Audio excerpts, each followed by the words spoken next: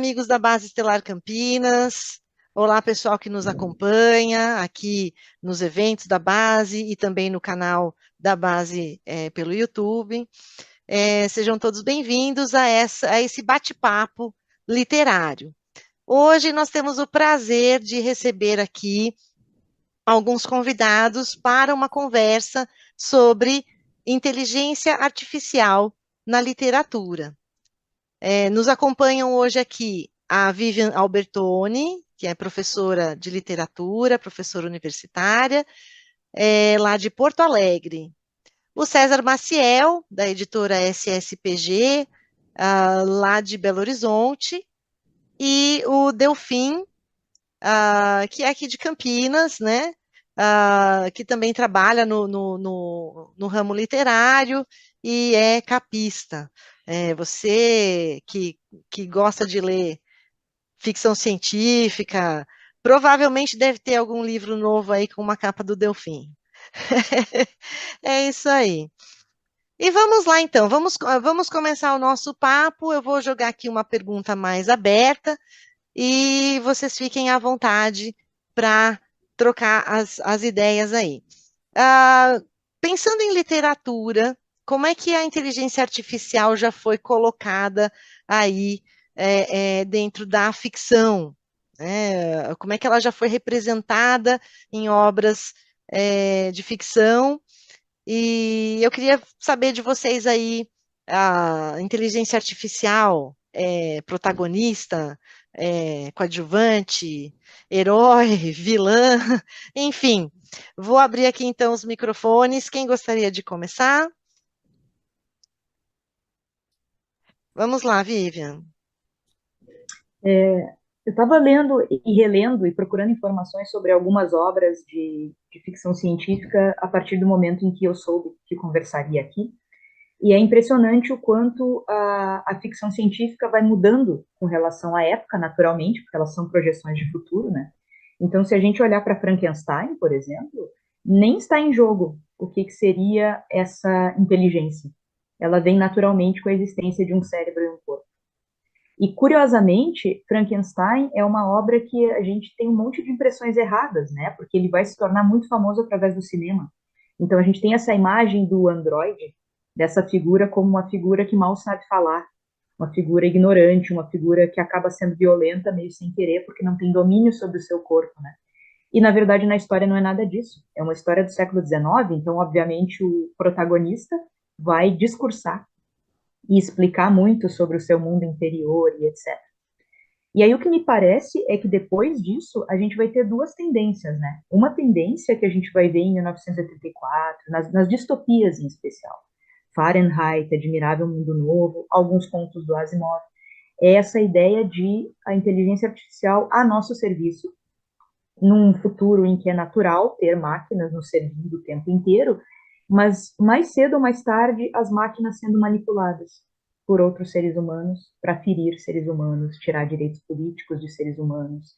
Quando a gente lê Fahrenheit, por exemplo, as telas que dominam, né, as casas das pessoas e que permitem que elas falem com outras pessoas e assistam programas o tempo inteiro, já antecipam, né, uma manipulação da mídia sobre o tempo e o pensamento das pessoas. E não são as máquinas que fazem isso, são as pessoas que programam as máquinas. Então a gente tem um jogo muito interessante nas distopias de o mundo vai ser, nós seremos dominados pelos robôs, mas não pelos robôs, pelas pessoas que fazem e controlam os robôs, né? E, por outro lado, a gente vai ter o robô, às vezes, ou o androide, como centro das atenções. E aí há uma tentativa de um narrador humano, normalmente, mas às vezes de um narrador androide, mas de um autor ou autora humano, mostrar o ponto de vista da máquina. E, para mim, essas são as mais interessantes, né? Quando a gente consegue sair do nosso lugar e tentar ver como é que uma máquina reage diante das coisas que para nós são naturais. Eu estou relendo neste exato momento, porque eu peguei uma edição do Isaac Asimov, que reúne todos os contos de robôs dele, ou pelo menos os selecionados que ele considerava melhores. E a gente vai ver isso nesses contos, assim, a tentativa de olhar pelo ponto de vista da máquina. E eu estou relendo O Homem Bicentenário. E o quanto é emocionante, assim, ver essa máquina lidando com o conceito de liberdade, lidando com o afeto. assim como o Data vai fazer em Star Trek, né? Afinal, o que é amizade? Ah, é quando a gente já está acostumado e confortável com uma determinada outra figura. E é a mesma ideia aqui, ele está na mesma família por um tempão e ele sente algo por aquela família, pelas rotinas deles. E a família se torna melhor por causa dele também. Então aqui a gente tem uma outra coisa para mim, né? Esses livros em que o ponto de vista, essas histórias em que o ponto de vista é da máquina e a ela é dado o status de ser senciente, pensante, com emoções, com sonhos e etc. Eu tenho mais coisa para dizer, mas queria ouvir as outras pessoas. A gente tem, já que a gente está falando para a base, né? A gente tem tido recentemente alguns exemplos nas séries novas de Star Trek, de inteligências artificiais, geralmente do mal, né? Geralmente querendo dominar tudo, tipo controle em Discovery, e também agora a gente tem o Bad nascido nas salas de holograma da Cerritos em Lower Decks, e provavelmente a próxima temporada de Lower Decks envolve uma grande conspiração de inteligências artificiais. Então, tipo, eu tô esperando doidamente essa temporada para entender o que é que vai acontecer, porque, tipo, é um assunto que permeia Lower Decks o tempo inteiro, né? E a gente está vivendo esse momento do grande conflito ético na vida real, né, das inteligências artificiais. Eu, por exemplo, o meu trabalho de arte, eu tenho que lidar, tipo, resolvi abraçar com tudo o estudo da IA generativa, de imagética, especificamente. Não estão falando de ChatGPT aqui, que é só texto. Estão falando de DALL-E, de Midjourney, Stable Diffusion, né? E, por exemplo, eu sou criador e co-curador, que a gente tem um coletivo agora, de um cineclube aqui em Campinas. E, por exemplo, a gente vai fazer uma festa aqui para arrecadar recursos, porque é o pro bono de todo mundo, né? E não é fins lucrativos. E daí eu falei, eu vou fazer o cartaz em inteligência artificial. E entrou-se uma baita discussão que está fritando na minha cabeça desde que eu comecei a entrar nisso, desde setembro, porque, tipo, teve uma época na literatura, a Vivian Seto, a gente vai lembrar disso, que todo autor de 20 anos atrás para cá que começou via blogs, tinha que responder aquela pergunta que ninguém mais aguenta, que é, blog é literatura? E daí, inteligência artificial, tipo, todo santo dia que a gente vai conversar sobre isso, é um assunto que vai entrar aqui também, é tipo, mas e a ética dessas empresas, né? Como que a gente vai, todas as imagens que eles usam para aprender são legalmente colocadas, né? Legalmente autorizadas, né? Tipo, por mais que as empresas tentem, né? Quando o assunto começou, né? Nenhuma empresa estava realmente pensando 100% nisso. Todo mundo só queria ser o primeiro na corrida, né? E daí, quando a corrida começou de verdade, começaram as instâncias éticas e separaram-se em dois grupos. Um que não está ligando para essa parte ética muito, né? E o outro grupo que sim está muito preocupado. E no meio de tudo isso, a Adobe que resolve mudar os termos de uso dos pacotes Adobe para dizer, ó, você que está usando, automaticamente você está autorizando, tá? A gente é estudar tudo que você faz para a gente poder melhorar a nossa inteligência artificial, que é o Firefly. Então, é uma discussão gigantesca, né, que a gente vai ter. Na literatura, essa questão ética evolui muito, né? Desde, tipo, os exemplos claros, né? Tipo, passa por literatura e cinema, né? As adaptações também, né? A gente tem, obviamente, o grande exemplo do HAL 9000, né? No 2001, né?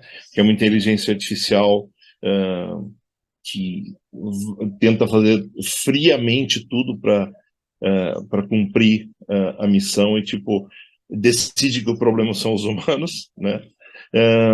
E, ao mesmo tempo, a gente tem essa experiência, por exemplo, daquele filme de 2009, o Moon, né? Que a gente tem uma outra inteligência artificial, que é o Gertie, e essa inteligência artificial, ao contrário do Hall, decide fazer de tudo para proteger os humanos e, em última instância, se sacrifica, né, para que a missão seja bem sucedida.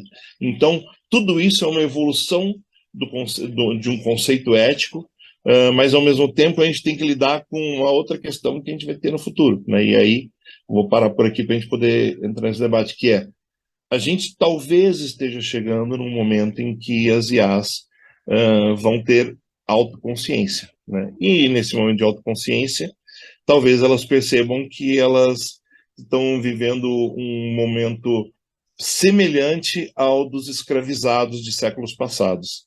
E como a gente vai enfrentar esse dilema? Eu vou parar por aqui e abrir para o César. Obrigado, Delfim. Bem, a minha experiência é muito na série de livros do Perry Rhoda, né, que é o maior universo compartilhado de ficção científica do mundo. São livros publicados toda semana desde o início dos anos 60. E é interessante que a evolução da inteligência artificial ao longo de todo esse tempo na série é muito parecido com o que tem ocorrido na literatura e no cinema. Por exemplo, nos anos 60, a visão que se tinha de inteligência artificial eram computadores gigantescos. A primeira raça alienígena que os humanos encontraram na série, os Arcônidas, eles eram governados por um computador chamado robô regente, que ocupava 10 mil quilômetros quadrados no planeta natal deles. Era uma visão muito dos anos 60 mesmo, né, que quanto maior um computador fosse, mais ele assumia as funções todas que os humanos faziam, inclusive funções de decisão. E ele, inclusive, tomava todas as decisões, era o regente mesmo.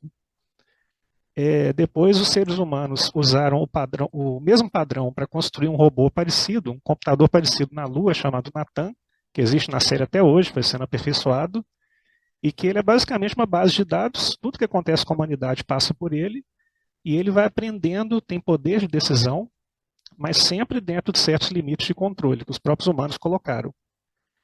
E nos últimos 15, 20 anos, seguindo a própria evolução da inteligência artificial da discussão que a gente tem atualmente, as naves, por exemplo, os computadores que controlam as naves, têm avatares holográficos que você pode escolher a pessoa com quem você vai interagir, né? Aquela personalidade do computador, e aquela personalidade vai evoluindo de acordo com as histórias da nave. Então, quanto mais interage com o comandante, por exemplo, mais vai se acostumando com ele e acaba virando um parceiro de conversa para fazer todas as funções, né, que precisa, não só as principais, quanto as mais sociais mesmo. E é interessante que eles deixam sempre na dúvida se aquela evolução da personalidade é algo que acontece naturalmente ou se é apenas uma consequência do próprio funcionamento da máquina. Ou seja, está fazendo aquilo para ficar mais eficiente ao lidar com os seres humanos. Eu acho que é uma decisão muito sábia, né, deixar isso mais ou menos em aberto, porque é uma questão que acho que vai demorar muito tempo para a gente conseguir responder. Ok, vou deixar aqui então aberto, caso queiram comentar aí o que já foi colocado até agora. Então, Vivian, contigo. Eu fiquei pensando agora, porque assim, eu não sou artista plástica, então a questão de utilizar conhecimentos das artes ou artes já feitas ou métodos e etc. para criar novas artes a partir da inteligência artificial era uma coisa que para mim eu olhava de fora e dizia, vou aguardar para ver o que os artistas pensam. Só que aí surgiu o chat GPT. E aí, para quem é professor, isso é uma preocupação, porque de repente tu pedes um texto para casa e o texto vem e ele não tem a escrita daquele estudante ou daquela estudante e a gente pensa de onde saiu. E não tem mais como ver a fonte, porque a fonte é inédita. E aí eu comecei a pensar, por que eu estou incomodada, né? E aí eu penso que são 3 fatores, né? O primeiro é, sim, direitos autorais, porque as máquinas estão utilizando produções anteriores sem dar nada para quem produziu. E aí eu me lembro da greve dos artistas e atores e etc, e roteiristas que está acontecendo nos Estados Unidos agora.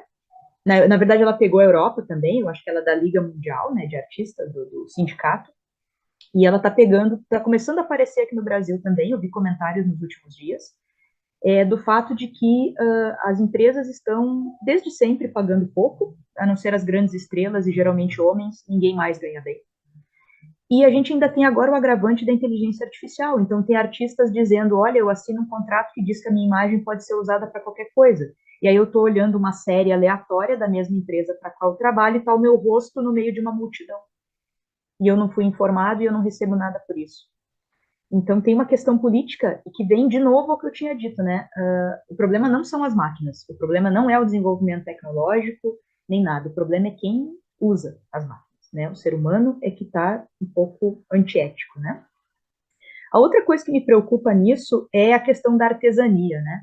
Existe uma questão de técnica na arte, que era uma técnica até pouco tempo atrás ligada à mão mesmo, né? A utilização das mãos. Em diversas culturas antigas e até hoje no Oriente, é uma dificuldade muito grande de separar arte de artesanato, porque exigia uma técnica. Só que no momento que o computador começa a mediar isso, onde foi parar a técnica? Né? E se a gente pode pegar técnicas já prontas, o que se vai fazer? O que vai se considerar agora como grande arte? A ideia? Porque a técnica não é mais necessária? São perguntas. Eu sou a favor de qualquer tipo de censura e proibição. No entanto, acho que tem que ficar muito assim, explícito quem faz, por que faz e usando o quê. E me lembra a propaganda da Elis, né? Que criou uma polêmica gigantesca agora, né? E aí a minha primeira reação foi tipo, ai, ficou tão ruim essa figura dela, né? A gente tá meio emocionadinho assim, mas é ruim, né? Não é natural aquela figura. E aí depois eu fui ler, né, que tem outro agravante, que a Volkswagen é sabidamente apoiadora da ditadura militar e ela lutou contra a ditadura militar. Então, a filha dela não sabia? Ou a filha dela resolveu que isso não tem mais importância? Né? Quem tem os direitos da imagem. Isso me lembrou aquele episódio de Deep Space Nine, em que o Quark recebe uma encomenda para fazer um hologram com a Kira. E aí ela e o Odo descobrem que ele está tirando fotos e vídeos e coisas para fazer, sem autorização dela, um programa erótico para um cara. E é a mesma questão, ela não vai estar envolvida diretamente. Elias já morreu, então, em princípio, se a gente não acredita no espiritismo, ela não está vendo. Mas será que é ético? Será que é adequado, né? Dar essa liberdade toda para o uso das coisas? E só um último apontamento que eu ia fazer. Me preocupa também e aí é como professora mesmo, o ser humano abrindo mão do esforço que é necessário para criar coisas, em especial na expressão escrita agora, né? Eu jogo lá uma série de perguntas e digo mais ou menos o que eu quero e vem pronto. Tá, e o que eu aprendi? O que eu desenvolvi? Que coisas do meu idioma eu utilizei? Que inovações eu fiz? Né? Então, acho que tem algumas considerações para fazer nisso, né? Eu vou aqui fazer um comentário. Eu também sou professora, né? Eu sou professora de inglês. E dentre as tarefas que os meus alunos têm que executar, existem as redações. E eu já recebi uma redação que veio, né, feita por inteligência artificial.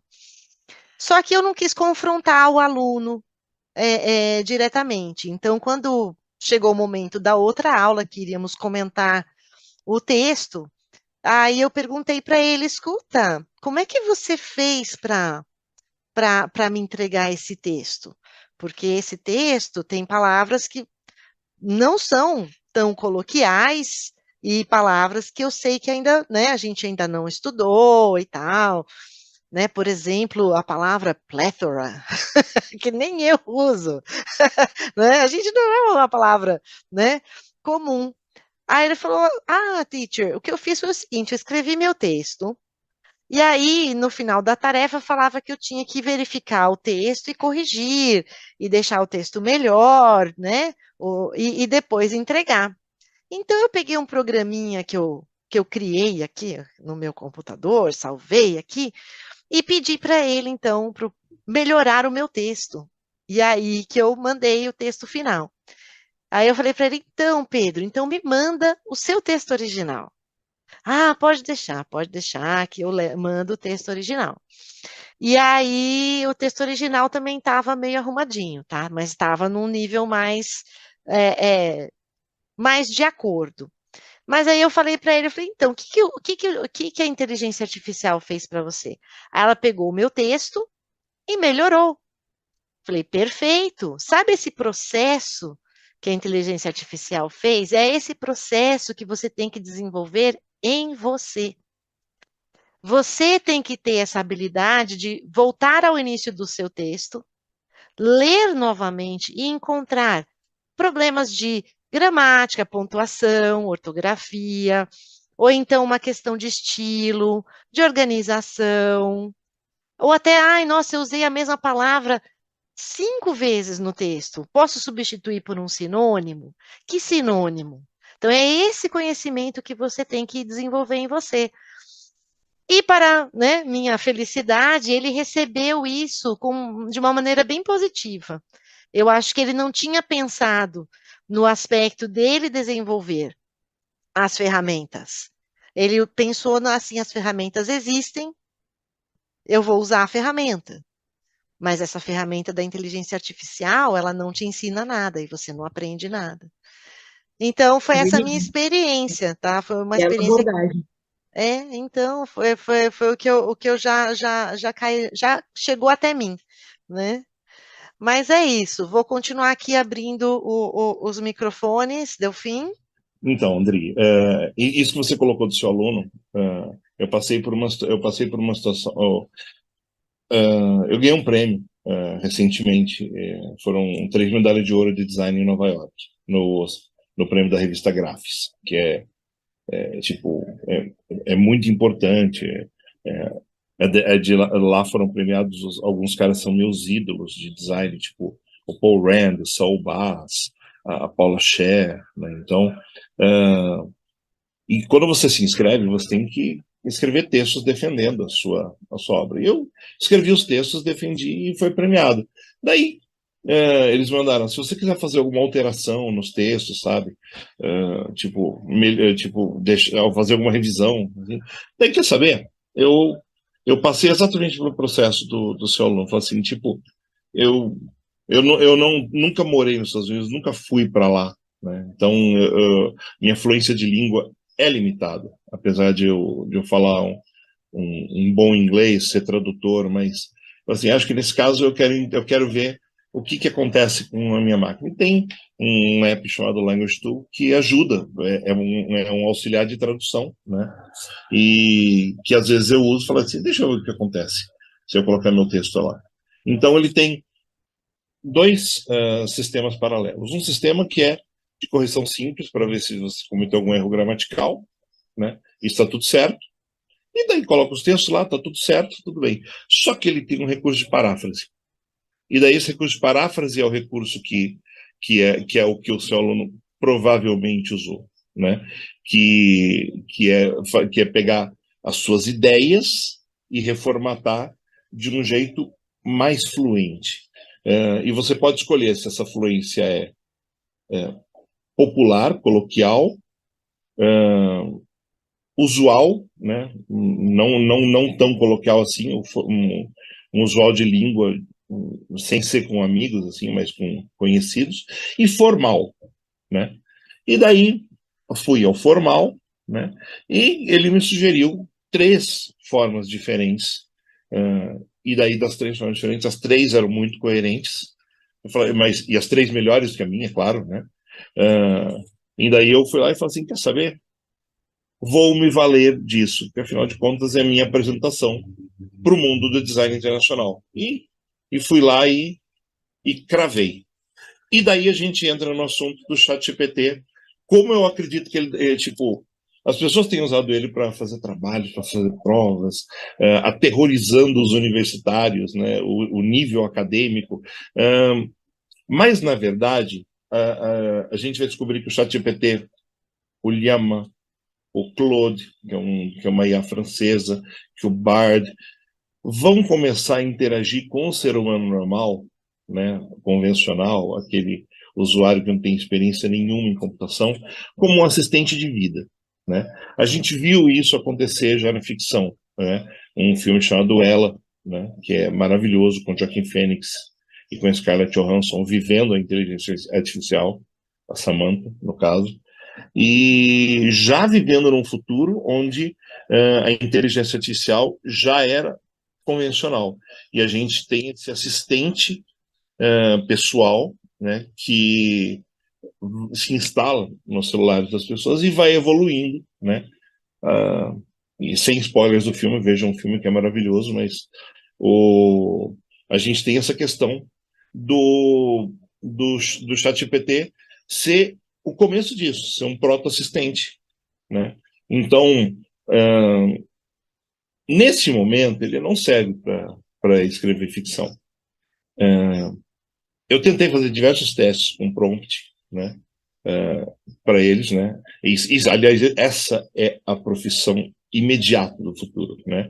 Redator de prompts. Se você estiver assistindo isso, saiba que quanto melhor você for nisso, e em diversas línguas, os resultados são diferentes em diversas línguas, por mais que você diga a mesma coisa, melhores resultados você vai obter.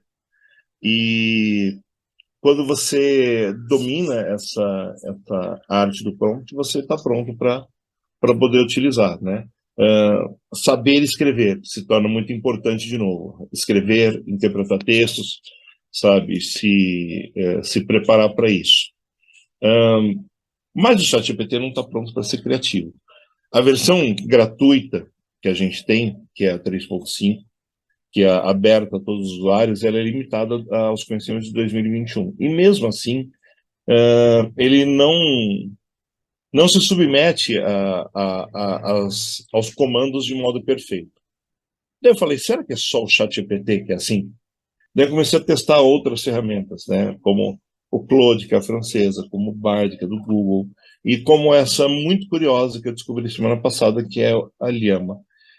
E a Llama, eu não lembro, eu não sei quem é o fabricante dela, quem está intercedendo por ela, mas ela é interessante para ficção, porque ela consegue pegar ideias abstratas e trabalhar. Ela é muito boa para trabalhar num sistema de criação que foi criado por um escritor chamado Henninger Mason no fim do século passado, que é chamado de sistema do floco de neve, que você parte de uma sinopse, você expande essa sinopse para um parágrafo de 5 frases, expande cada frase para um parágrafo de 5 frases, e o Llama trabalha muito bem com esse sistema, né? E se você simplesmente dizer para ele expanda, depois continue, e daí ele vai continuando com certo nível de coerência, né? Até, por exemplo, umas 10 sequências. Depois ele começa a esquecer o que aconteceu muito no passado, né? Então, não dá ainda para se confiar, mas ele é um ótimo gestor de ideias, é um ótimo assistente, né? E tipo, ele não queria escrever no começo, nada. Daí eu falei, me ajude, eu tô com um bloqueio criativo. Daí ele falou, então eu vou te ajudar. E ele começa a desenvolver, né? Prompts para enganar inteligências artificiais, né? Quando elas descobrirem isso nunca mais vai acontecer. Mas eu tenho alguma coisa anotada. O direito de imagem, o comercial da Elis Regina.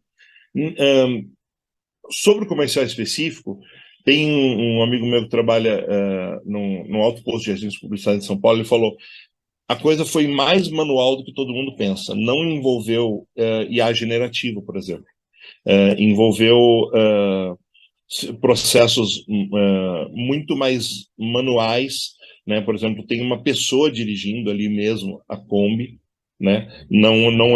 Depois foi feita uma substituição de personagem, né? Algo que já é comum em Hollywood. Alguns sistemas generativos de IA já fazem isso, inclusive. Tem um pessoal de uma empresa eles fazem pequenos curta-metragens, documentários, né? Eles têm um chamado Pedra, Papel e Tesoura, né? Que é uma animação inteira feita com atores de vida real. Eles transformaram isso num anime, né?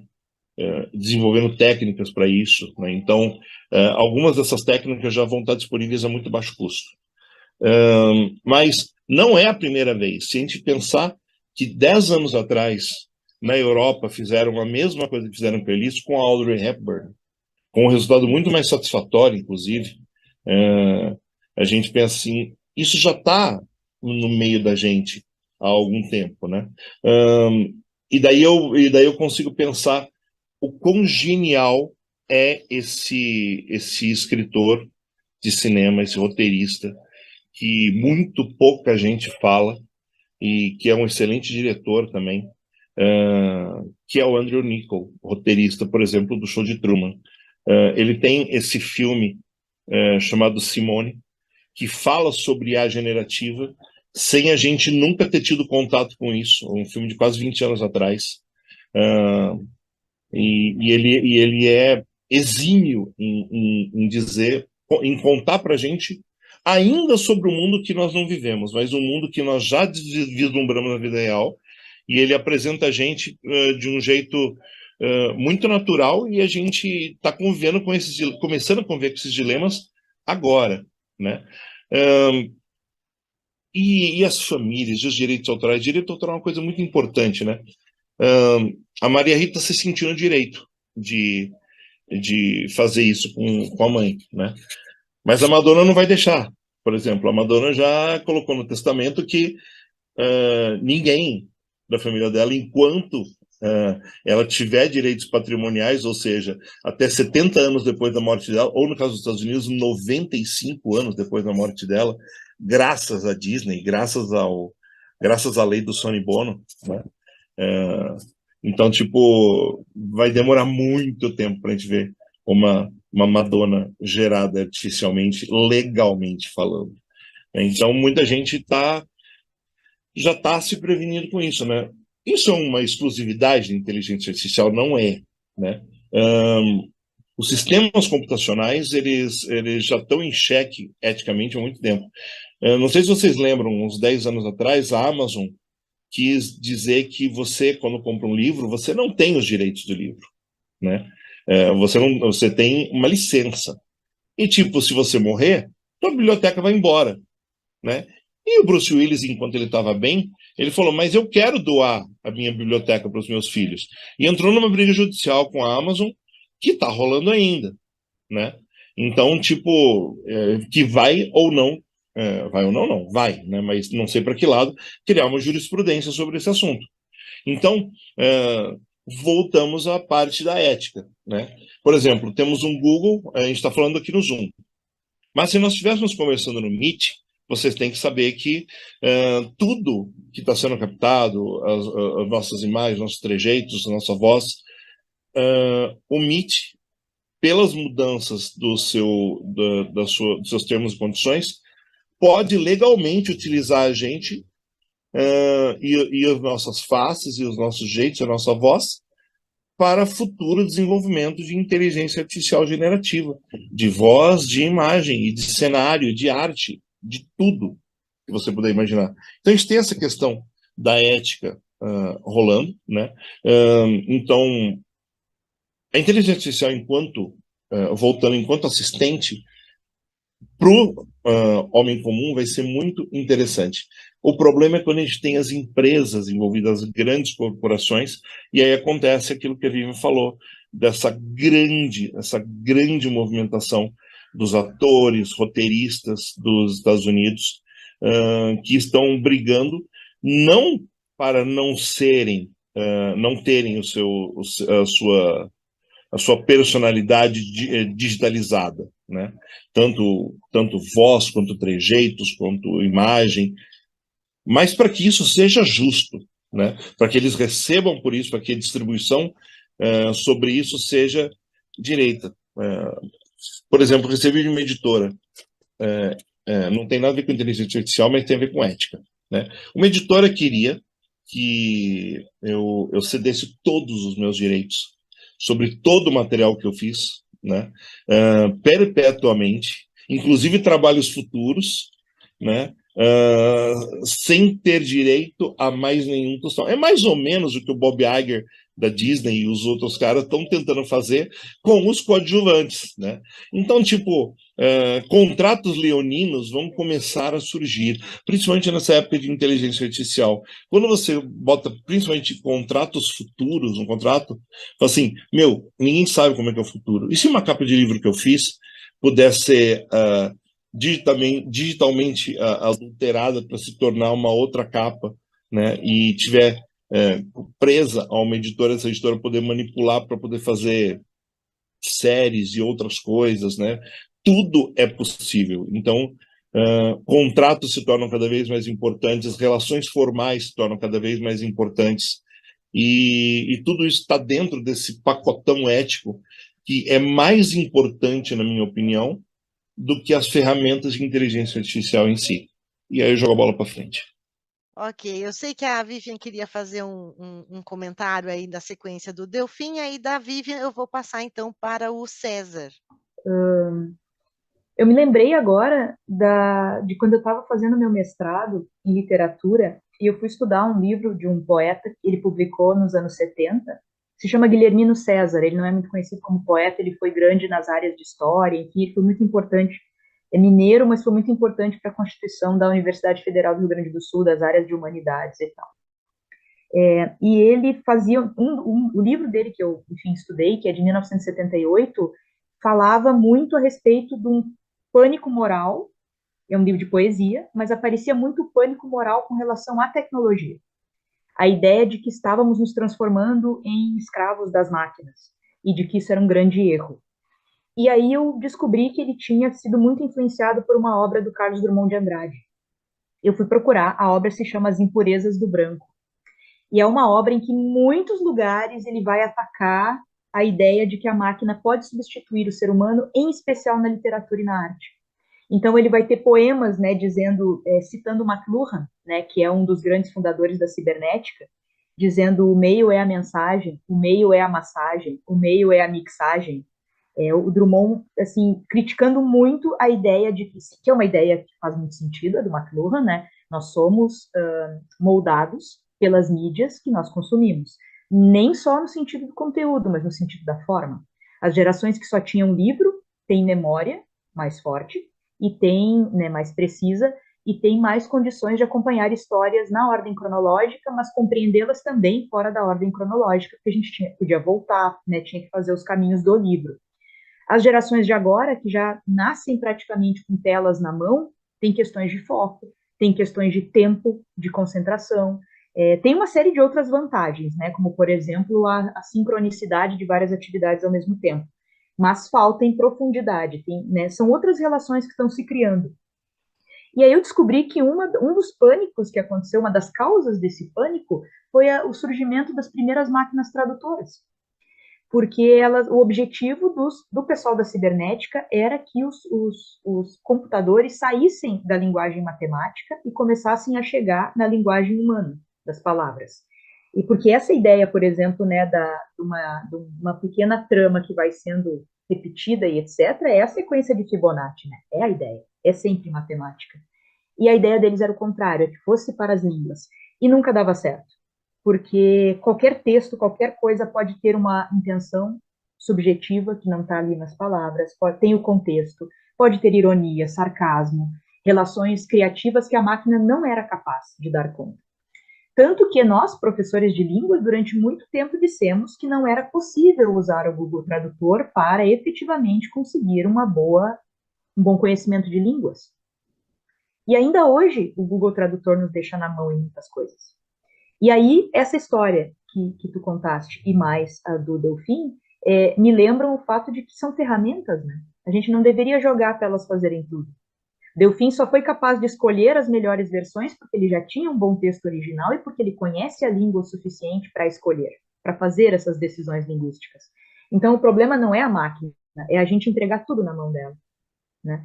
E eu fiquei lembrando disso, quanto foi assustador para aqueles artistas, poetas, né, na década de 70, olhar para os cientistas e pensarem, eles querem nos substituir. Ainda bem que não vai dar certo, mas eles estão enganando a população e dizendo que vai. E eu acho que esse ainda é um pouco do debate que se faz entre a arte, né, entre o artista e o cientista hoje em dia, né? Tem campos que os artistas acham intocáveis, e os cientistas nunca acham que há alguma coisa intocável. E aí, nessa fronteirinha é que a gente, né, fica se deslocando. Queria pegar esse gancho do que a Vivian falou e também recuperar uma coisa que a Adriana tinha falado, que sobre os alunos, né, que usam o ChatGPT para fazer trabalhos. eu acho interessante que toda vez que surge uma nova tecnologia, especialmente uma que é desconhecida e tem muitas possibilidades, a gente fica meio perdido, né? A gente acha que tudo vai mudar, que é uma mudança de paradigma, uma inovação imensa. Só que eu me lembro quando, por exemplo, a internet comercial chegou no Brasil, logo depois chegou o Google, todo mundo maravilhado com aquilo, imaginando, para que as pessoas vão estudar agora? Você joga no Google, chega qualquer informação que você está querendo. Mas é interessante que quanto mais esse processo foi evoluindo, e agora chegou na discussão da inteligência artificial, mais a gente vê como que a capacidade de discernimento do ser humano é fundamental. Ou seja, não tem como você falar para uma máquina fazer tudo. O ChatGPT, eu já fiz umas experiências interessantes com ele, de tentar criar textos mesmo, né? E chega um ponto que ele começa a ter a chamada alucinação. Ele começa a fazer um texto que faz todo sentido, só que não tem nenhuma base factual. Você pede, por exemplo, dê detalhes da batalha tal, né, que aconteceu em algum lugar. Tem momentos que ele faz uma descrição exata daquilo, uma redação mesmo, muito bem feita, e tem momentos que ele começa a misturar com outras situações históricas semelhantes, e você fica imaginando, mas como que ele conseguiu, né, puxar uma coisa que não tinha nada a ver ali? E é uma questão bem debatida, né, no pessoal da inteligência artificial, como que, por mais que a gente fale que inteligência artificial, na realidade não é inteligência artificial, simplesmente uma base de dados que ele tenta analisar padrões naquela base de dados e dar um resultado que acha que você está esperando. Mas não tem a capacidade de discernimento do ser humano, como a questão do aluno, né, que antes colocava no Google, hoje faz chat GPT, mas e a parte criativa, dele saber exatamente o que ele está querendo, como que ele vai aprender nesse processo. Então, eu acho bem interessante, porque historicamente também, se a gente pegar desde o século XVIII, XVII, né, os luditas, que quebravam as máquinas, né, falavam que aquilo ia substituir o ser humano, é um processo mais ou menos cíclico da gente se adaptar a isso e perceber que o ser humano continua sendo central, especialmente em atividades de senso crítico, de decisão, e tudo isso acaba se tornando ferramentas, que a gente se adapta a isso e se torna uma coisa muito óbvia, né, que a gente nem pensa mais ao longo do tempo. Mas a inteligência artificial, da maneira como está atualmente com essas ferramentas, tem um potencial tão grande que gera esse certo medo na gente, né? Até que ponto vai chegar e quando que isso vai estabilizar, da mesma forma que as outras se estabilizaram historicamente. A gente fala muito disso na escola. O quanto nós, que já temos, sei lá, 30 anos ou mais, olhamos para as novas gerações e não somos capazes de compreender a relação que eles têm com as máquinas. O quanto a gente faz reunião com familiares, às vezes, e os familiares dizem, eu não sei mais o que a minha filha ou meu filho olha na internet, eu não entendo mais. Os memes mudam a cada dia, eu não consigo mais acompanhar. Eles usam gírias, eles têm valores éticos ou não, que são imitados de celebridades, ou imitados de personagens de ficção, e eu não entendo por que isso faz sentido. Então, também tem a questão geracional, né? A gente é criado dentro de um contexto, e de repente esse contexto que antes mudava, sei lá, a cada 20, 30 anos, agora ele está mudando, sei lá, de 5 em 5. E aí como é que a gente lida, né? Eu acho bem lindo a gente se dar conta de que a partir do momento que o ser humano é bem informado e olha para a tecnologia como uma ferramenta para ele ou ela se desenvolver, o mundo tem como se ajeitar. Mas enquanto as pessoas não tiverem essa consciência de que é a partir delas que as coisas partem, né, de que elas não têm como delegar tudo para as máquinas, a gente tem sim o perigo das distopias, né, de sermos dominados por quem domina as máquinas. E eu ia comentar uma coisa que eu acho muito curioso. No Asimov, ou os computadores são imensos e por isso extremamente capazes, ou eles são pequenos, os cérebros positrônicos, e eles não dão conta da complexidade do cérebro humano. É como se ele antecipasse essa ideia de que não é possível dar conta, né? Se o cérebro é pequeno, porque o nosso cérebro é enorme, é pequeno relativamente, mas ele é muito cheio de coisas. E o cérebro da máquina não consegue chegar nesse ponto. E aí me lembrou também a questão, o primeiro livro de crítica literária, de análise literária do Ocidente é a Poética do Aristóteles. E uma das primeiras coisas que ele diz uma obra precisa ter verossimilhança, ela precisa se parecer com a realidade. Às vezes, a verossimilhança é externa, ou seja, ela dialoga e ela poderia acontecer no nosso mundo, mas às vezes ela é interna, ela precisa ter uma lógica só dela. E a partir do momento que essa lógica é desenvolvida, o leitor mergulha e aceita.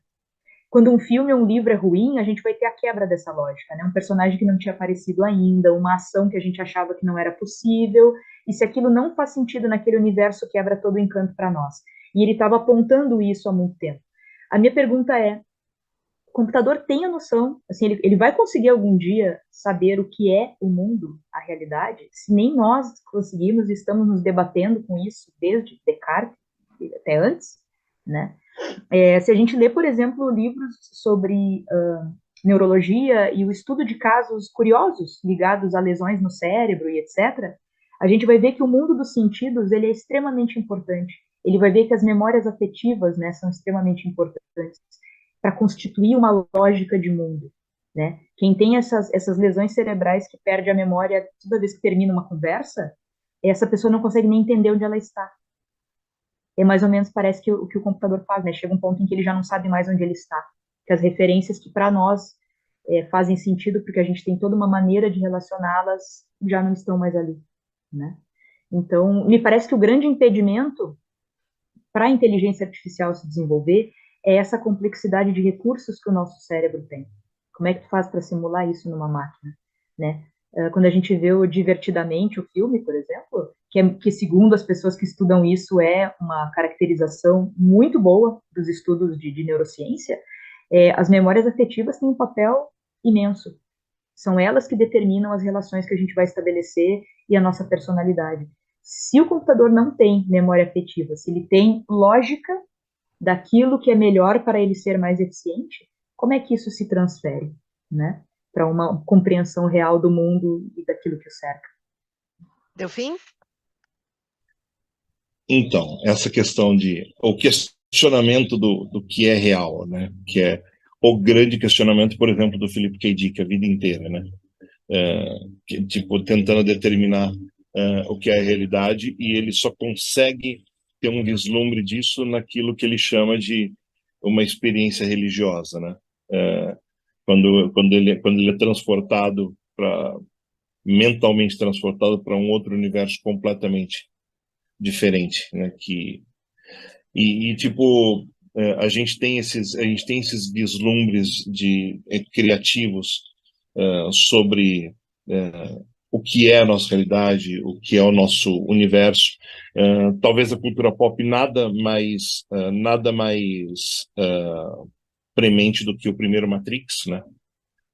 Onde a gente tem essa questão misturada com a questão de uma grande inteligência artificial consensual, né? Que é basicamente o que deixou todo mundo pirado, né? Tipo, será que nós estamos vivendo algo assim, né? Porque é engraçado, né? Nossa vida real, ela só faz sentido por ser consensual, né? Por exemplo, e essa grande quebra da extrema-direita é justamente criar uma outra narrativa e quebrando o consenso, né? Então você tem essas duas realidades convivendo e a gente tem, de repente, duas realidades ao mesmo tempo. O que é real se torna uma pergunta cada vez mais interessante. Quando você joga isso para um debate de inteligência artificial, qual é a realidade que uma inteligência artificial pode escolher para si mesma? Porque ela pode pegar qualquer dos lados, depende do input que ela tenha, depende das informações que ela tenha. Algumas inteligências artificiais, em todos esses testes primários foram feitos, foram simplesmente derrubadas, desligadas, desativadas, porque elas começaram a criar personalidades e respostas e ter reações que não condiziam com um tipo de ética esperado. Mas ela se coaduna com um tipo de realidade com a qual elas tiveram contato e convivem, porque ela existe, essa noção de realidade que, por exemplo, para mim é distorcida, mas para diversas pessoas a nossa realidade é distorcida, né? Esse efeito Lula-Bolsonaro que a gente está vivendo no Brasil e que a Argentina vai começar a viver agora com esse cara, e que a Turquia já vive, que os Estados Unidos vivem, né? todo esse... parece que a gente vive nesse grande experimento do Steve Bannon, né? Esse experimento social que basicamente parece ter o intuito de destruir o consenso, né? Tipo, o dissenso faz com que você não perceba. Se não há realidade consensual, não há verdade consensual. E se não há verdade consensual, é um terrível conceito de universo paralelo simultâneo no mesmo lugar. A gente não precisa nem das vibrações do flash para separar isso, né? Então, e isso tudo remete a uma questão que você colocou, Vivian, sobre as questões éticas que a nova geração enfrenta, porque as novas gerações elas não têm referencial para esse tipo de separação, né? Então, elas vivem em nichos, em grupos dissensuais o tempo inteiro. E esse dissenso ele leva também a discussões que questionam a própria ética, porque a ética é uma discussão moral, uma discussão sobre o bem, basicamente, mas o que é o bem? Porque o parâmetro dissensual, ele decide inverter a pergunta, ele resolve escolher responder a pergunta. Eu não sei, tipo, em vez de dizer o que é o bem, resolve apontar, este é o mal. E daí você invertendo a pergunta, você inverte o senso ético. E é terrível. Nós quatro aqui, nós temos a sorte de ter vivido, e nós somos a última geração a viver isso, né?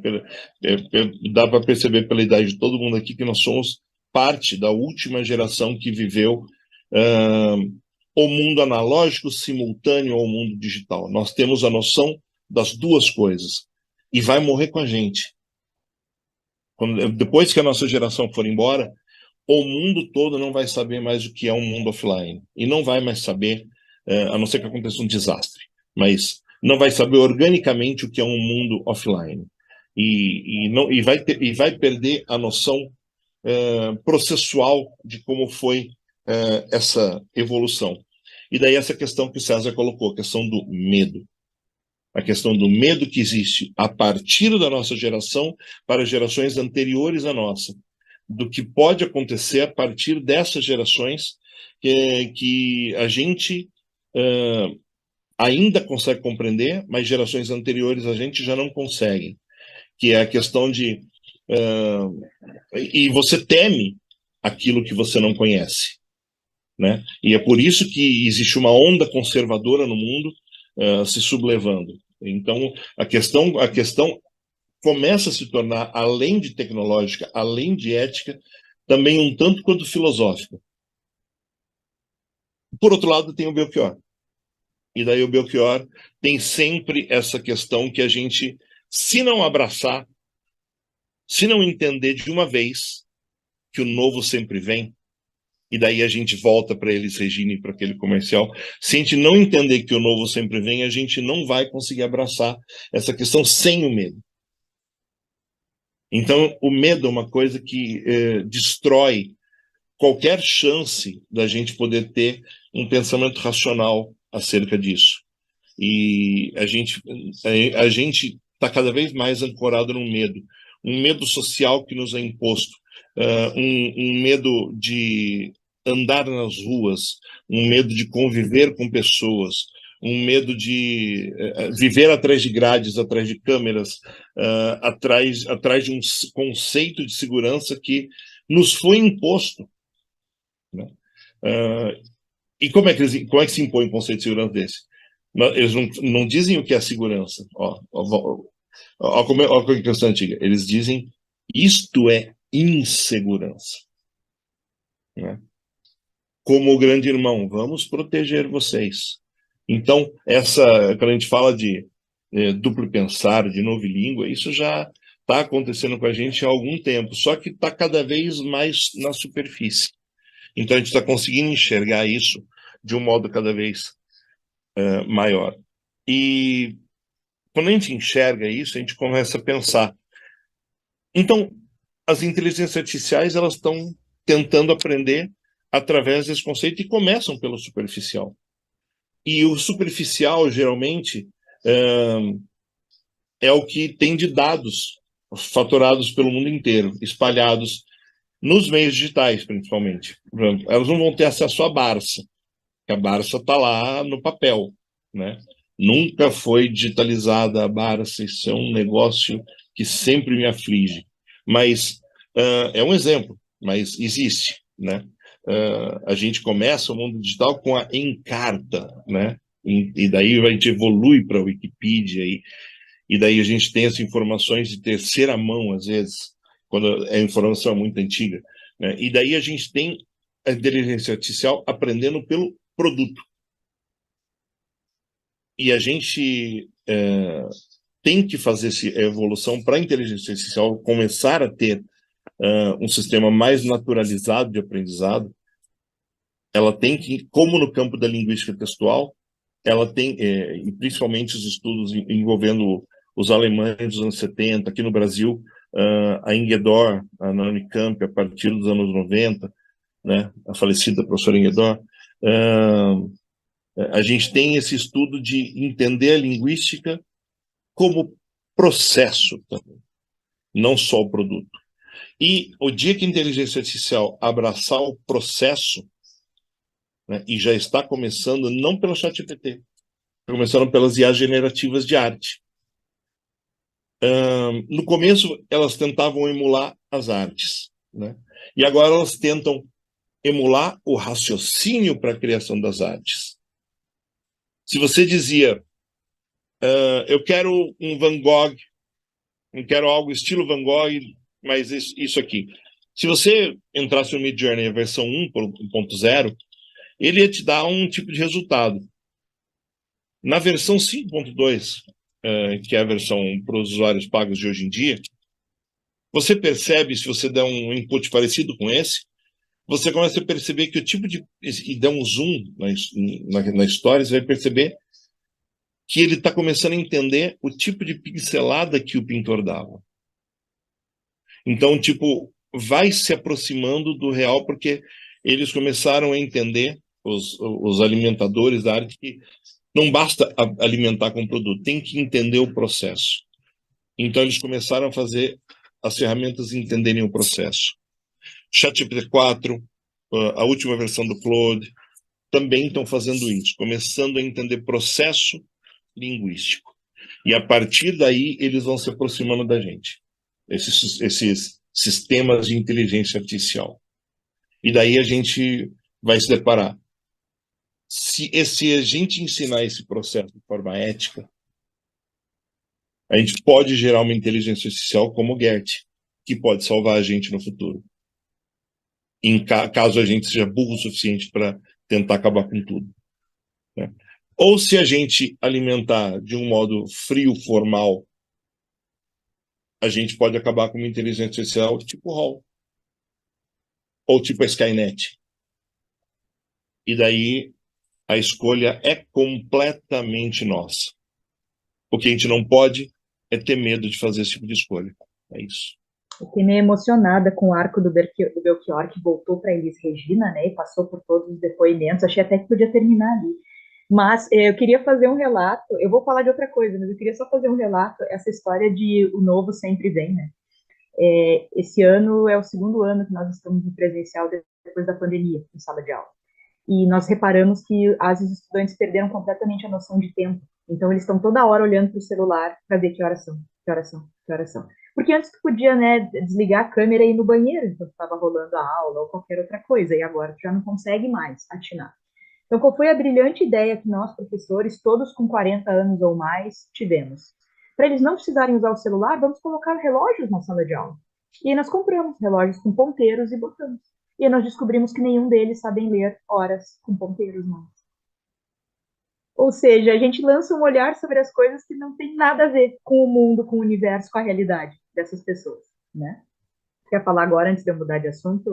Só um comentário, essa questão de não saber ler a hora em relógio de ponteiro não é nova. Porque eu, como dou aula de inglês, tem sempre aquela lição, vamos falar as horas. E nos livros sempre tem o relógio analógico, né? Alguns livros agora colocam também o digital, mas eu já tive várias vezes que ensinar aluno, adolescente, que hoje já são adultos, tá? Então, eu estou falando uma coisa que já vem há uns, vou dizer aí uns 15 anos, 20 anos, tá? Eu dou aula mais que isso, segredo, não conto para ninguém, mas eu já peguei isso lá, de passar do relógio, do analógico para o digital, e na professora eu só sei ler o número, eu só sei ler o que está escrito lá. E aí eles têm a dificuldade, às vezes, de passar para o inglês, porque o inglês trabalha muito a questão de quarto de hora, metade de hora, o quanto falta para, eles só sabem a hora ler no direto. Então, isso lá, né? Só que saber a hora é uma coisa mais, digamos assim, é mais inofensiva, né? Você saber a hora no digital ou no analógico, tá sabendo a hora e tá bom, não tem grandes é, consequências, digamos assim.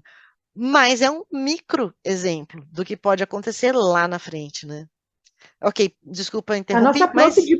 Não, perfeito. A nossa professora de matemática discorda, porque daí nem a tabuada dos 5 eles não entendem que tem relação com o mundo real.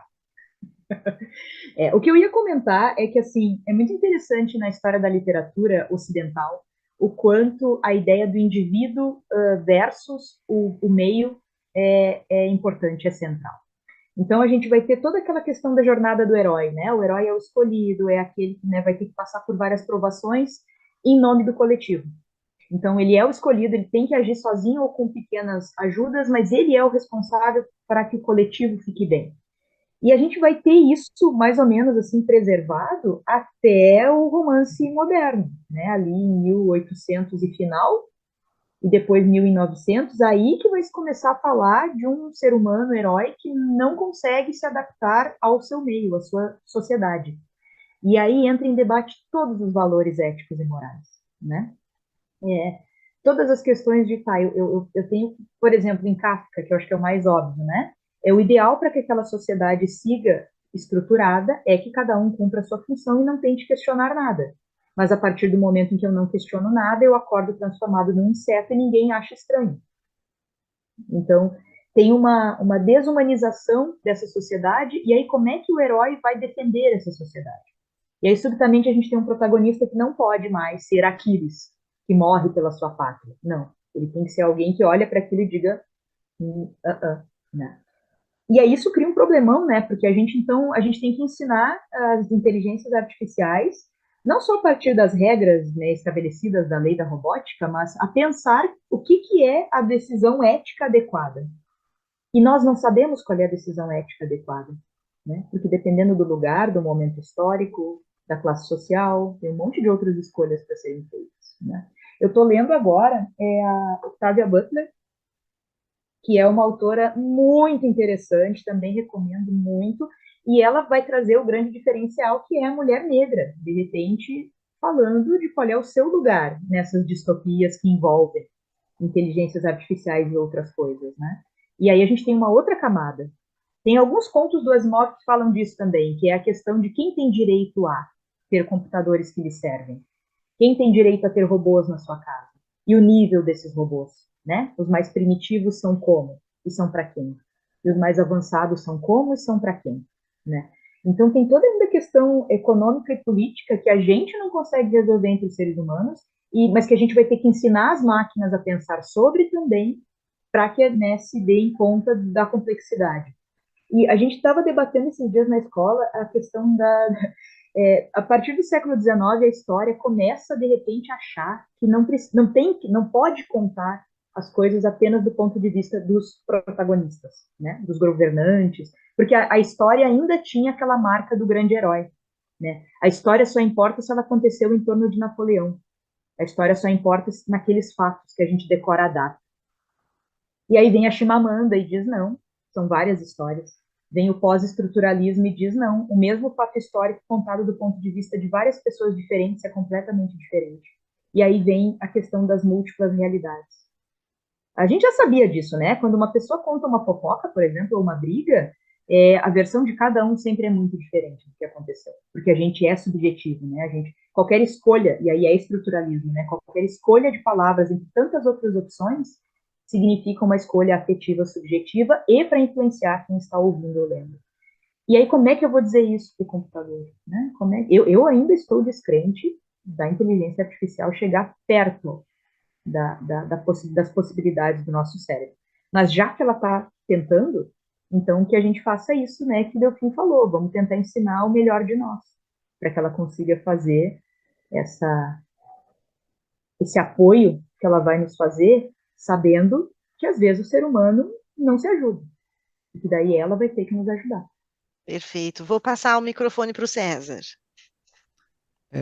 Queria aproveitar o gancho que o Delfim colocou e que acabou, a Vivian complementou de uma forma muito interessante a questão de que o novo sempre vem e que nós somos a última geração que conheceu o analógico e está vivendo o digital. Tem um livro que eu acho excepcional, como literatura, como história, que é O Nome da Rosa, do Humberto Eco. O filme é muito bom, mas o livro, quem puder ler, é muito melhor que o filme em termos de detalhamento, né, de você entender melhor as motivações das pessoas, como que tudo ocorre. E é muito interessante que as primeiras 100 páginas do livro se passam basicamente num dia, uma manhã, uma tarde, início da noite. E é tudo muito descritivo. Os personagens, eles olham para determinadas coisas na história e ficam várias páginas escrevendo aquilo ali. E, de certa forma, maravilhados com aquilo ali. Tem uma cena muito interessante que é a entrada de uma igreja. A porta de uma igreja são, se não me engano, 4 páginas. O personagem, para ele mesmo, pensando, cada detalhezinho tinha aquela porta. E perguntaram para Humberto Eco por que o livro tem esse ritmo, né? Tão descritivo, tão arrastado. E ele falou, é porque eu queria fazer com que o leitor tivesse a sensação de como era viver numa época que não existiam relógios. Era totalmente diferente a maneira de você perceber a passagem do tempo, de você interagir com as outras pessoas, com as outras coisas. Eu acho muito interessante porque o livro se passa em torno de 1315, o ano 1315, 1320. Naquela época, no livro é interessante que o personagem principal ele usa óculos, que era uma novidade tecnológica imensa, né? Todo mundo maravilhado com aquilo, como que aquilo permitiria aos escribas, por exemplo, né, as pessoas copiavam os textos sagrados, poderem passar dos 40 anos, 50 anos fazendo aquilo, e sem óculos não era possível. Então é muito interessante essa questão que o novo sempre vem. Duas coisas são absolutamente triviais para a gente hoje, né? Seria primeiro o relógio, depois o óculos, como que aquilo foi uma coisa muito revolucionária e como que a gente, guardar as devidas proporções, está nesse processo contínuo, né? E agora a nova fronteira é a inteligência artificial. O novo sempre vem, a gente não sabe a forma que vai ter, mas é interessante que nós, sendo essa geração de transição, né, do analógico para o digital, acho que a gente consegue ter uma perspectiva um pouco mais abrangente do que a pessoa que vive só no digital, possivelmente. Perfeito, perfeito. É bem interessante, né? Eu tive um texto aí que eu trabalhei com os alunos também, né, de inglês mais adiantado, que eram os imigrantes digitais e os nativos digitais. A diferença que há, né, entre um e o outro. Eu estava dando risada porque ele comentou dos óculos, né? O César falou dos óculos e nós todos aqui, ó, com as nossas gafas, né? Mas, enfim, vou passar aqui o microfone, então, para o Delfim. Não, só um comentário, tipo, os imigrantes digitais são a geração que veio antes da gente. Os nativos digitais vieram depois da gente. Nós somos os pioneiros digitais. Existe ainda essa terceira categoria, né? Porque, tipo, tinha que ter alguém lá, como a gente adora falar, para desbravar quando tudo era mato, né?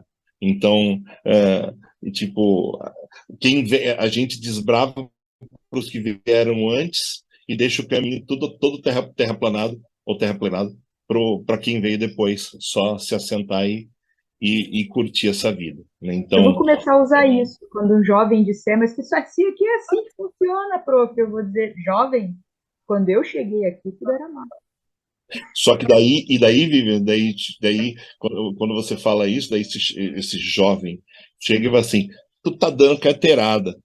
E daí a resposta tem que estar na ponta da língua quando você vier. Tipo, só dá carteirada quem tem carteira. É pronto.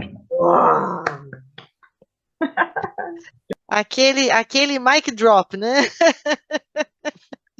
Muito bom, muito bom.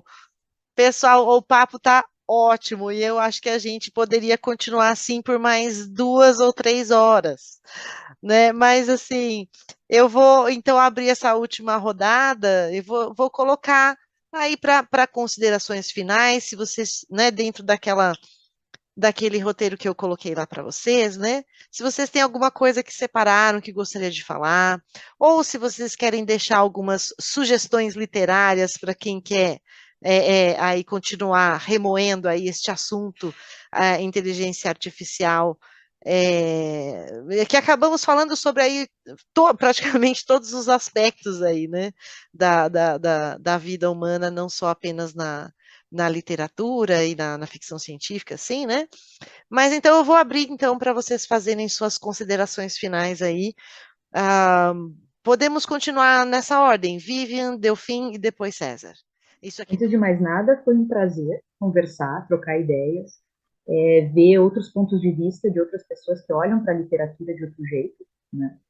E eu me preocupo muito que as pessoas sigam lendo as coisas, né? Não só falando sobre elas. Então, as minhas considerações finais vão no sentido de recomendar que todo mundo leia Asimov, porque eu acho que é uma das grandes, talvez o maior universo ficcional que eu já vi sobre, contando o alemão, que está desde 1960 publicando.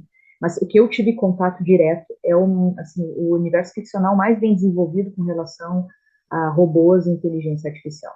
Desde o carro, que tem inteligência própria e resolve se vingar dos humanos, até o robozinho que é amigo da criança da família e que não pode ser afastado dela, até o homem bicentenário lidando com essa questão data Spock, de eu sou humano, não sou humano, e como é que eu vou fazer isso, né?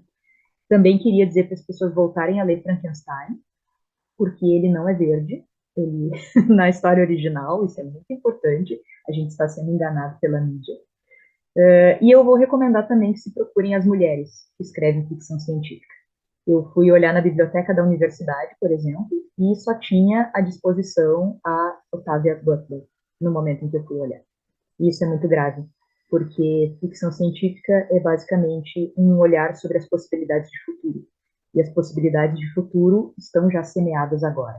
Então a gente precisa de olhares diferentes para poder enxergar possibilidades diferentes de futuro e escolher a que a gente quer ou não. E acho que sci-fi e essa exploração toda da inteligência artificial é isso, é pensar como é que nós no futuro vamos estar vendo as coisas. Eu, inclusive, nunca tinha pensado com tanta claridade sobre isso, mas depois dessa conversa com vocês, me dei conta do quanto a gente precisa começar a investir nessa, não só na compreensão do que as máquinas podem fazer, mas do quanto elas podem ser nossas aliadas, né, para não ter medo. Segundo Drummond, inclusive, o medo é o maior defeito e o maior problema da humanidade. Se a gente puder lidar com ele, muitos obstáculos vão sair do nosso caminho. Obrigada pelo convite, foi um prazer. Então, gente, essa conversa foi muito de alto nível. Eu adorei isso, sabe? Eu já esperava por isso, mas sabe quando dá um passo além do que você está esperando e fala assim, puta, valeu meu sábado, é isso. Né? A gente está gravando num sábado, sabe? E isso é um prazer para mim tá com gente que pensa o mundo, sabe? E isso é uma das coisas que eu tive um professor de cursinho que foi o cara que me deu esse vírus da literatura, né? As pessoas, Delfim, fica falando de vírus hoje em dia, né? Mas, tipo, é assim mesmo, pega você e não larga nunca mais, né? O da Covid também a gente vai perceber que é isso mesmo que aconteceu, mas...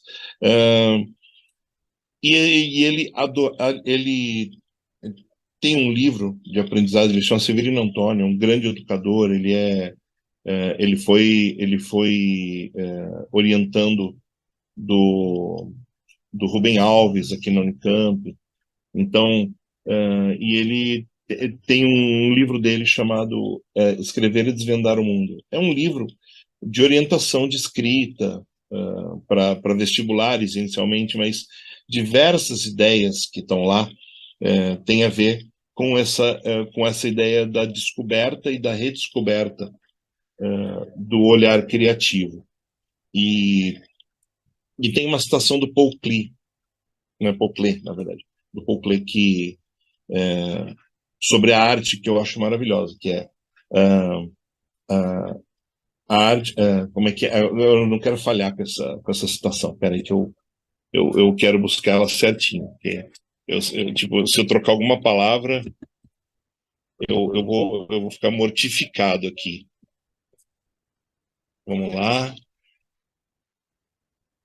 Né, para essa hora serve o Google, entendeu? Isso, obrigado, Google. Não vai me falhar nunca mais, né? A arte não reproduz o visível, ela torna visível, né? Então, quando a gente está pensando em processos artísticos e de criação, a gente tem que pensar que toda arte está lá, pronta para ser revelada, sabe? E hoje em dia a gente pensa sobre inteligência artificial, ela está reproduzindo o que está aí. Ela ainda não está tornando visível. Mas você tem que pensar que ela é uma ferramenta. Quem torna visível? Somos nós que usamos a ferramenta. Então, eu acho que inteligência artificial, como processo criador, como impulsionador de um futuro que a gente ainda não tem noção de como será perfeitamente, nós estamos na grande conversa, no grande debate relevante de debater como será o futuro. A humanidade entrou nisso, os pensadores entraram nisso finalmente, né? E infelizmente pelo viés comercial, que a gente infelizmente vive num mundo capitalista, que é um mundo que eu simplesmente odeio, né? Porque a gente tem que pensar o mundo por um viés mercantil. Então a gente não consegue pensar no mundo pelo mundo em si, né? Tem que ter um agente provocador, e o agente provocador, infelizmente, é o dinheiro, né? Tipo, eu não quero citar de novo o Belchior, mas vamos falar do Vilmetal, né? Então, vamos nós em relação a isso. A mesma música, né? Como Nossos Pais é uma música simplesmente incrível e fundamental, né? Eu sinto falta do Belchior, admito. E a gente está nesse processo de pensar esse mundo e entender que nós, um dia, vamos cada vez mais nos misturar a esse pensamento eletrônico, digital. As novas gerações já estão misturadas, e a certo ponto de que a transcendência, quando acontecer, essa transhumanização, quando acontecer, ela vai ser um negócio tão natural que, quando a gente perceber, já aconteceu. De certa forma, ela já está acontecendo. Então, a gente tem que ter essa consciência de que, daqui a pouco, esse debate todo que a gente está tendo sobre se a inteligência artificial é prejudicial ou não, se ela é reprodutiva ou não, a gente vai perceber que ela vai aprender o processo e vai ser tão orgânico que a gente simplesmente não vai ter mais a dimensão de que ponto ela vai acontecer, ela vai se misturar ao nosso mundo. Eu falei desse mundo capitalista por causa dessa questão que a Vivian falou sobre a tecnologia, sabe? Que tipo de tecnologia quanto mais dinheiro você tiver, melhor vai ser a sua tecnologia, né? Eu sempre penso no supermercado, que é uma coisa que me vem sempre isso. Tipo, existem tantos produtos bons, saudáveis, né, no mundo, mas quando você vai no supermercado, o que você encontra é um monte de produto feito de açúcar e de farinha, e para você não ter um alimento saudável, e tipo, isso é o que é empurrado barato para você. O que é saudável é caro porque não é para você, populacho. É para você, rico, para você que nasceu nas grandes famílias, para você que está destinado por essa, sei lá, vamos dizer a palavrinha maldosa, meritocracia, né? Essa coisa, é tipo um mundo muito perverso que a gente vive, É um mundo muito perverso. E a gente está pensando o mundo para ver se a gente consegue deixar ele menos perverso, né? É a nossa ideia, esse monte de pensamentos que a gente está tendo. E a inteligência artificial é um componente fundamental nisso. De ferramenta que ela é hoje, ela vai se tornar parte integrante das nossas vidas, como os relógios já foram, porque os relógios já foram, vocês sabem, né? A gente ainda é controlado por eles, mas virtualmente, né? A gente tem relógios consensuais, né? Se você olhar na barrinha do seu computador, você vai ver provavelmente a mesma hora, porque todos os relógios são sincronizados por time.windows.com, né? Ou no seu celular por time.samsung.com, né? E ai de você se você tiver um relógio de pulso 5 minutos adiantado ou 5 minutos atrasado, né? É, é assim que a gente vive, né? Diferente do mundo do Humberto Eco, quando a gente não tinha relógios, a gente e daqui a pouco a gente vai entrar num mundo que ai de você se você tiver uma inteligência artificial desincronizada com a realidade, né? Uma versão ultrapassada, né?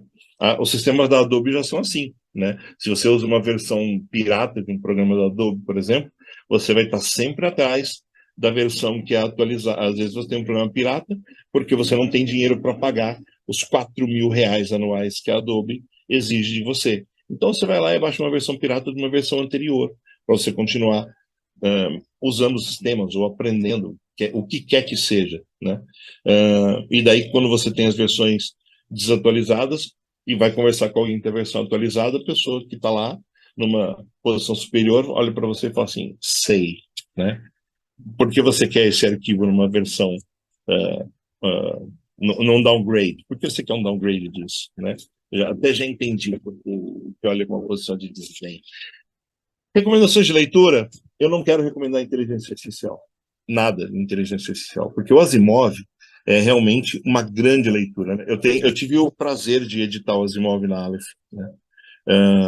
Eu fui o editor da trilogia original do Fundação, que a Aleph publicou, capista disso e capista da série dos robôs, né? Então, tipo, o Asimov mora num cantinho muito, muito querido para mim. Mas eu acho que livros para pensar o mundo são interessantes para vocês também. Então, queria indicar para vocês um livro que parece carne de vaca hoje em dia, mas é um livro sensacional. Não vejam o filme. O filme é bom também, mas leiam o livro, enfrentem, porque é uma literatura incrível, de um cara chamado José Saramago, um livro chamado Ensaio sobre a Cegueira, que fala sobre essa questão da cegueira moral. A gente está vivendo muito isso, e tem muito a ver com os papos éticos que a gente teve aqui hoje, né? E eu queria indicar também um livro que fala sobre a convivência com a tecnologia de um jeito estranho. Nós vivemos tempos estranhos, né? Então, vou indicar para você 2 quadrinhos e um livro agora. O livro, que é o livro de estreia de um argentino fantástico, o cara com 17 anos fez o livro da vida dele, né? Escreveu muita coisa boa depois, mas... E daí ele ainda conseguiu um prefácio do brother dele, um tal de Jorge Luiz Borges. Estou falando do Adolfo Bioy Casares, com a invenção de Morel, né? Esse livro onde um náufrago encontra uma ilha e nessa ilha bem sessão da tarde, esse sinal, coisas estranhas acontecem, né? Então, tipo, não quero dar spoilers, o livro é fininho, o livro é interessantíssimo, sabe? Cada parágrafo é uma surpresa, né? Muito bem escrito. E 2 livros sobre percepções da realidade. Um livro chamado, 2 quadrinhos, aliás. Um quadrinho de um cara chamado Jean Luen Yang, saiu pela Companhia das Letras aqui no Brasil, chamado O Chinês Americano, né? É a história de um personagem chamado Jin Yang, né? Ele é um alter ego do autor, vivendo sua vida nos Estados Unidos, tentando se encaixar a uma sociedade ocidental, vindo de uma cultura oriental, e ele acaba se deparando com tendo que integrar na sua escola, além de a si mesmo, tendo que agora integrar um chinês que chega nos Estados Unidos de um chinês completamente clichê, né? O clichê do chinês nos Estados Unidos, aquele chinês, que eles adoram, o chinês do flango frito, sabe? Então, é uma história sobre preconceito, é uma história sobre ética, é uma história sobre história, com H maiúsculo, né? E depois de você passar por esse quadrinho, você pode assistir à série da Disney, que no Brasil tem o triste nome de A Jornada de Jin Young, né? Que é horrível, né? E, tipo, tem um quadrinho no Brasil chamado o Chinês Americano, né? Em inglês se chama American Born Chinese, né?